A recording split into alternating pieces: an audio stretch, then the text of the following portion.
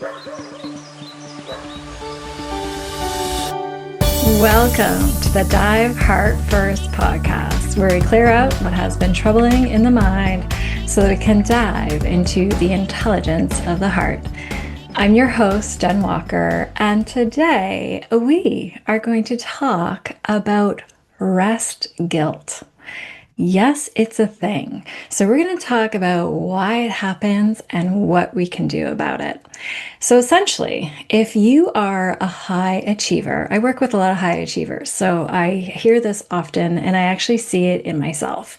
So if you have ever found that rest elicits a sensation of unsafety or in even shame or guilt, then this episode is for you.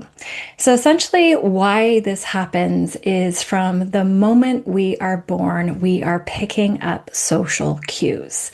And those look like good and bad, and approval and disapproval, and even praise and punishment.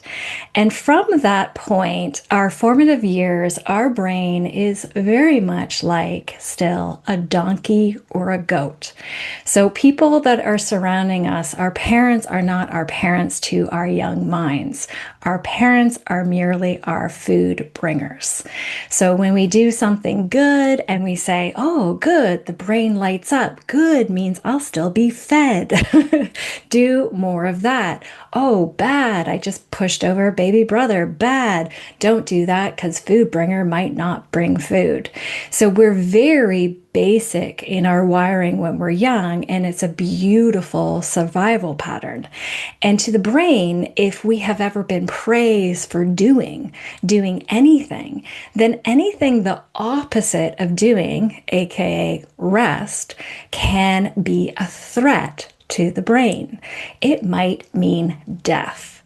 Now, I know as we're talking this out, that may seem absolutely ridiculous. And so what do we do about it? Just by bringing awareness and understanding to why rest feels unsafe starts to loosen its grip. So it interrupts this unconscious pattern that had been running in the background. So it just seems ridiculous.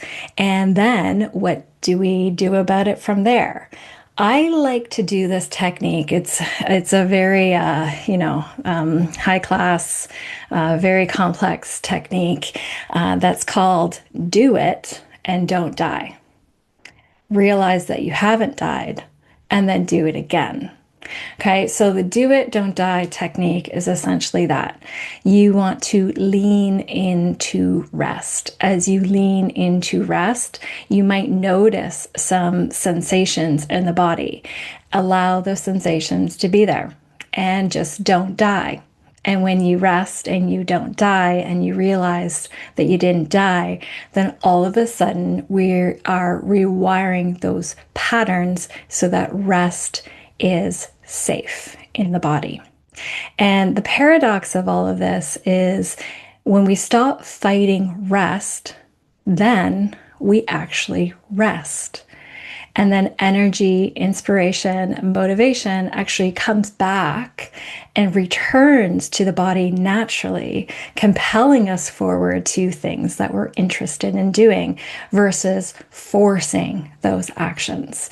So I have an example of this, and this is what inspired this podcast episode. But again, I talked to several clients that have this wiring of guilt and shame and feeling really uncomfortable with rest. But I experienced it for myself on this last Sunday. I woke up and I had a huge to-do list. I have just moved and I wanted to get all these things done on a Sunday. And I woke up feeling so completely drained and lethargic. And so I leaned into it. I leaned into the laziness, and I had a very slow morning, and I was still not done. And so I lounged around the couch. I cuddled with Dean. I put on some shows. It was this beautiful Sunday, and I'm inside watching shows, just leaning into this laziness. Then it wasn't done. And I was like, okay, this is going to be my Sunday. Obviously, my body needs rest. It's asking me for rest. So I leaned in some more and I had a nap. Woke up, did nothing, had a nap around 11, slept until I just woke up, didn't set any sort of alarm. And then I woke up and I just noticed that I felt compelled to go outside. I felt compelled to go outside and jump in the river and just then laze around on the dock. So continue to just rest. And I did that. I went in, I jumped in the water. Oh, the water was so nice. And then I just started swimming. And what's nice about my place is there's a little current right in front of my dock. So I can swim like just in a single place, like almost like a river treadmill. And so I was swimming there and enjoying the sun on my face. And then I got out and I lazed on the dock and flipped over, got sun on both sides of me. And then I noticed something with the sun. Sun gives you energy. Something happened with the sun. And I noticed that I thought popped in my head that I wanted to go for a stand-up paddleboard. So I got out the stand-up paddleboard, I started paddling, and I normally do this little short route, and I was like inspired, motivated, energized to go a little further. I wanted to get to this bridge. And I did that, and I came back, and then I went for another swim, and then I went on the dock, and then I was like, oh, I really want to check out this local trail that I have for biking. And I just bought a hybrid bike. So I did that. And I thought I would go for, 5-10 minutes, just like exploration. A couple hours goes by. I'm like still like just beaming, like just discovering this new trail. Then I come back and it's around dinner time, but I want to take Dean out for a walk. And so I take Dean out for an hour walk. I come back, I make dinner. And then after dinner, I'm just motivated, inspired, energized. And I ended up knocking off my entire list of everything that I wanted to get done. So that's just an example of I could have woke up and felt completely lethargic and pushed myself to do the to-do list, draining my energy even more. Or I decide to not resist rest, as I believe that rest isn't something that we earn.